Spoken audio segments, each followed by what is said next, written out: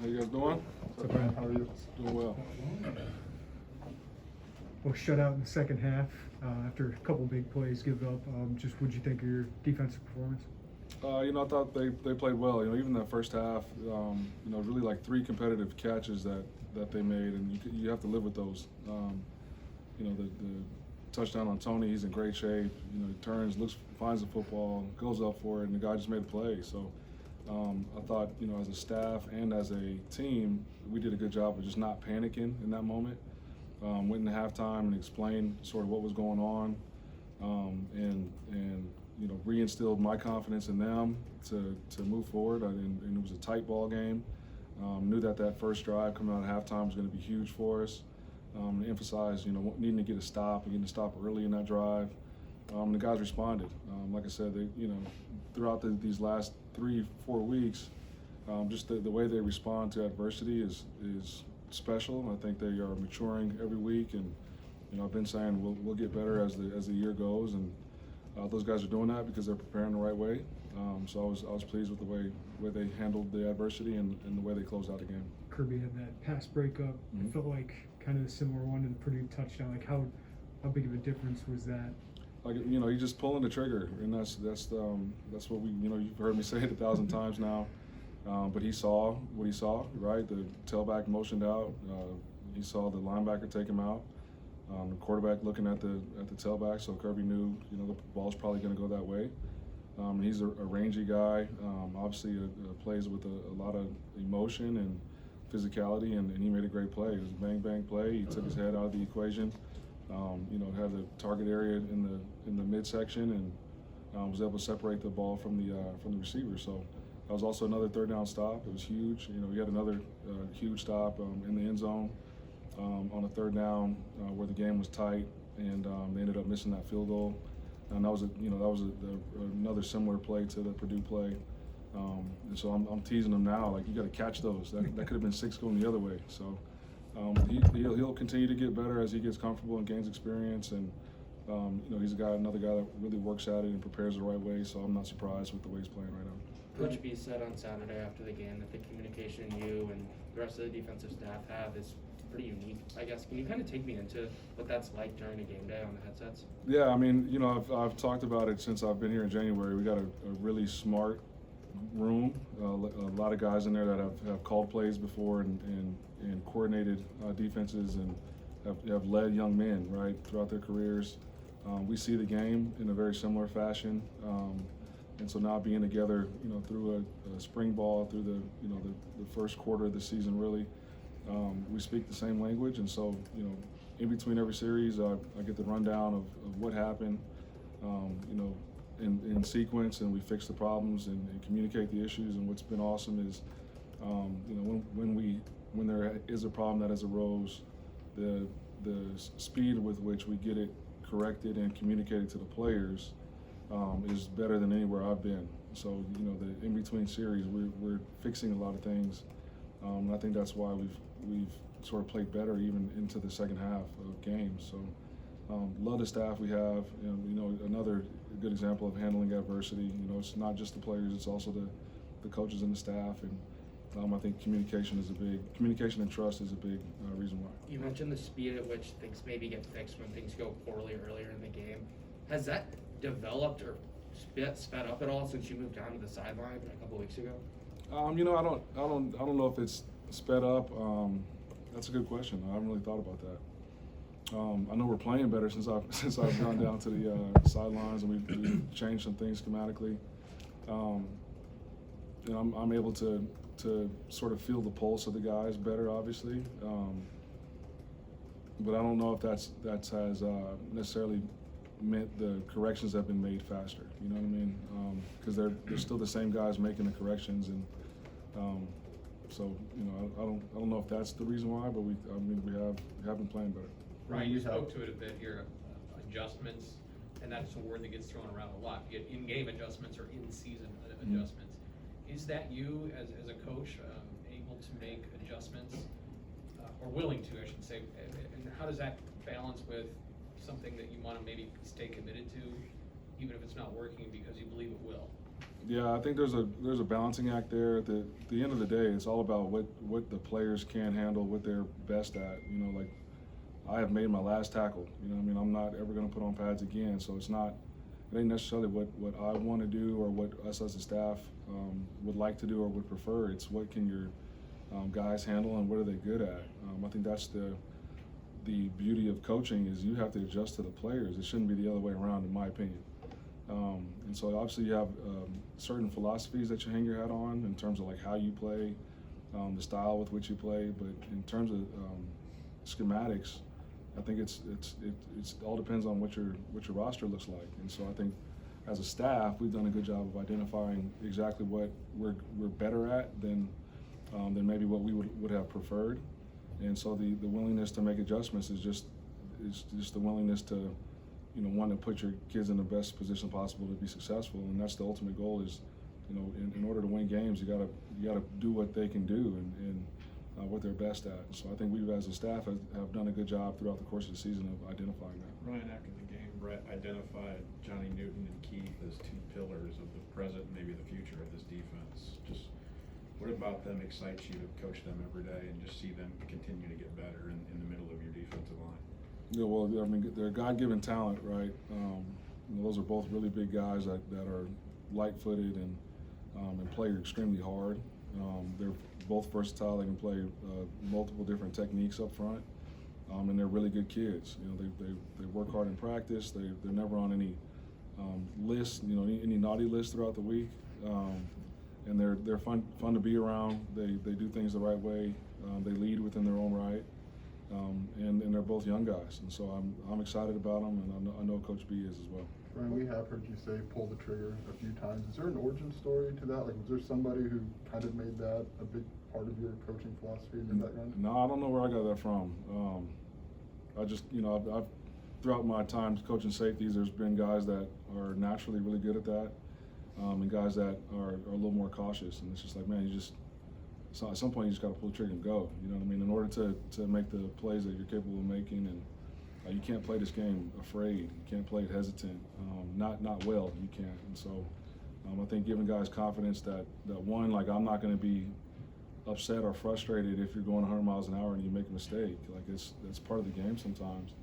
But as long as you're not guessing, right? If you're preparing the right way and your key is telling you to react, then go ahead and react. You know what I mean? Play free in that sense. I would think that dialogue requires some trust both in you to them and them to know that you're not going to yell and scream. Absolutely. How do you cultivate that? You know, I think it's just with reps. You know, at practice. You know, if a guy makes a mistake and can tell me why he made that mistake, like I saw this and so this is how I reacted, I can live with that every day of the week. It's just you coach it up, and sometimes it's, hey, you know, you see this set and you see this look, and that number 2 receiver gives you this stem. This is what you need to do, and if it's wrong, then that's on me. Like, I'll take that, right? And so, you know, it's not like a guy's just out there freelancing. That's not pulling the trigger. That's just playing stupid, right? But the guys that are looking at the right things, are playing with proper technique, and are reacting quickly, I'm all for it. Like, I'd much rather slow you down than to try to speed you up. Coach, what have you seen on film out of the Wisconsin offense and some challenges they might provide for? Yeah, I mean, you talk about what my vision of what a Big Ten offense was coming into this conference. It is Wisconsin. You know, you look at a program that has had sustained success and continuity over a long period of time, not only with the people in the building, but with the schemes. You know, they have a lot of depth. I know they've got some guys that are dinged up that may or may not play, but it doesn't matter because they got guys behind them that are just as capable. They're big and physical up front, work extremely well together. You know, they don't give out a whole lot of tendencies, but they also don't use a whole lot of window dressing because they don't need to. They use tight ends with almost everything they do. Those guys can block and they can get out in the pass game and pose matchup problems. You know, they're plenty capable on the outside. They run sharp, crisp routes. You know, don't put a lot of balls on the ground. The quarterback is talented in terms of his arm strength and accuracy. Running backs are solid and can run the football. You know, this is going to be a Big Ten game. And we're excited about it. You know, obviously there's a lot that goes into this game. I know that everybody will say it's it's just another game. Like, come on, man, this is. We can't ignore the elephant in the room, right? Like Coach B was there, and go ahead and talk about it. It is what it is, right? But I don't think that adds added pressure. It's just something that to be aware of and to pay attention to. But for us, it's about how do we improve week in and week out. Are we preparing the right way? If we do what we've done the last 3 weeks, then I would say our guys are going to be ready to go. And look forward to the challenge. Is it fair to say there's a very different challenge than the one you've faced the last 3 weeks? That kind of offense, like what is this challenge for your defense? Yeah, absolutely. It's a different style of game, right? It's going to be a physical game. It'll probably be quicker. You know what I mean? Although last week Tony and those guys did such a good job. I mean, I'm looking up and it's like 2 minutes left in the second quarter, and it doesn't feel like we played. Those are always fun defensively. So, but we've got to be able to stop the run. And be able to match up, personnel wise. They're a heavy 12 personnel team, and they'll get into 11 obviously, but they also get into 13 and 12T where they're putting extra tackle in the game. So we got to be able to match physical with physical, and keep our eyes on the right spot and keep a roof on the defense. But we got to play downhill, otherwise they'll bleed you out down the field. There's a lot of third and shorts that show up on tape. Feels like Owen Carney's made some drive-changing plays the last couple of weeks. Is that just comfort in what this role in this defense is, or what have you seen from him? He's improved. He's taken advantage of some matchups. I think he is getting comfortable, within the scheme and understanding what it is we're asking him to do, and what I feel like he's been. The consummate team player. We have him outside, we've got him inside. He's sometimes he's got to hold the gap, sometimes he's stunting, and he's taking it he's taking it in stride and has done a great job. And that's a big physical guy in there, and he knows that we're counting on him to make plays, and he's been able to do that and provide a spark.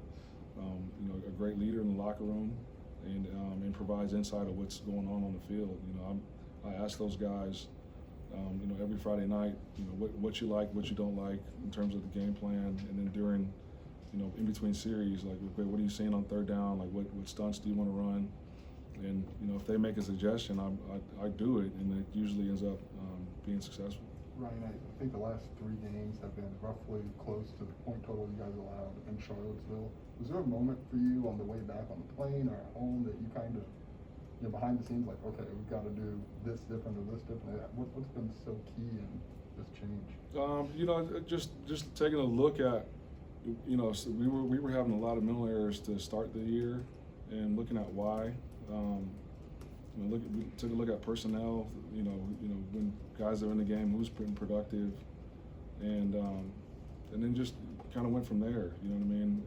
And we have been doing a lot of this stuff in the springtime and a little bit in the fall camp, and then just kind of went back to that, and we went out, and obviously against Maryland I thought they played well, played hard, and it just kind of grew from there, and we'll continue to grow. Like, we're still in the infant stages of what we're doing defensively. What did you identify as the biggest reason why for those mental errors? Some of the scheme stuff it was difficult. And that's not to say that they weren't, like, grasping. It's just, when we get to game and see something that was new that week, just the ironing out the rules and figuring out in-game adjustments. And we were playing against really good teams too. Now, like, the offenses we played, especially early, were salty. You know what I mean?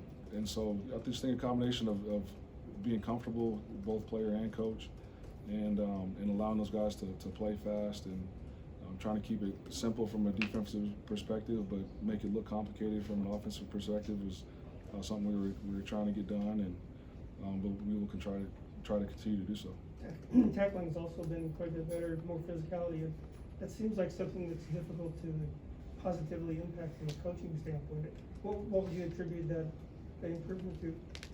The improvement in tackling, I alluded to this a couple weeks ago, is just guys being in better spots to have leverage on the football and to play top down, and when you're in a good position from a schematic standpoint or conceptually, then usually you'll be in a position to make a sound or physical tackle. You know, the physicality with which they're playing, that comes innately from who they are as individuals. You know, you can't, I don't know if you can teach a guy to be tough. I mean, tough, you can definitely enhance that. But a guy's either gonna be afraid to get hit in the mouth or not, you know what I mean? And so I think our guys naturally thrive off of the physicality of the game and seek it out rather than shy away from it. So it's just our job to put them in spots where they can go play that way. And so I think the last couple of weeks where the mental errors have gone down has allowed them to be in better positions to be who they are. And I think they're a very fast and physical bunch. Coach, obviously Graham Mertz left the game, Jake Ferguson left the game. Does your preparation change at all, or how does your preparation maybe differ?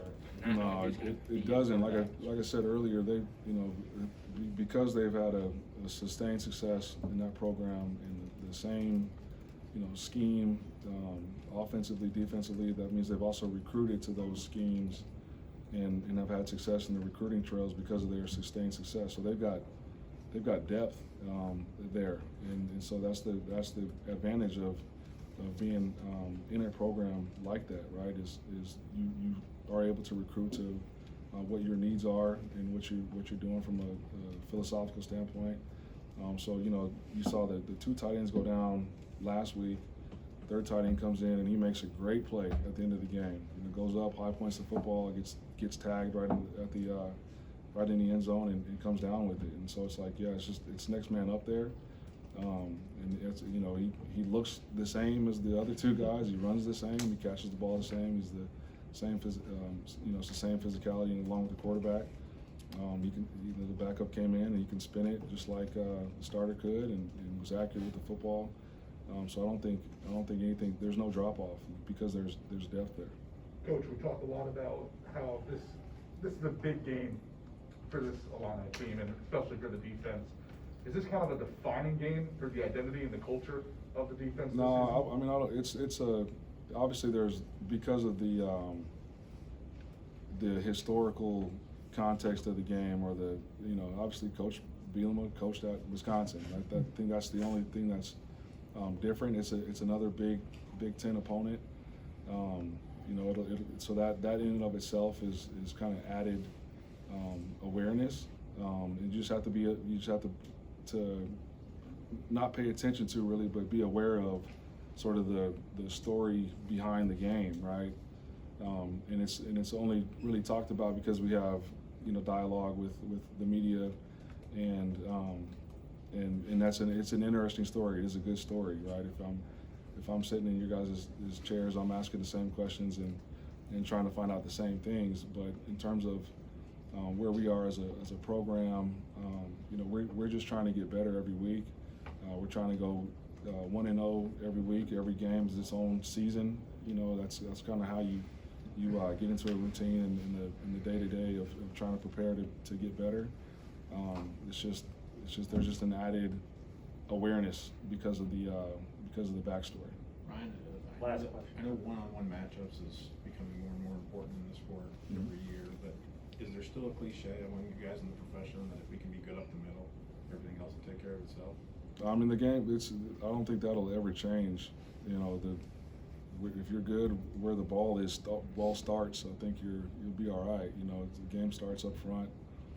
It'll especially start up front this game because of the two styles of offenses, right? And so I think it'll be a challenge for us to match that physicality and you know, try to. I don't think you're going to be able to stop this team from running the football, but to try to contain it and limit the amount of yak yards, I think will be huge for us. Thank you.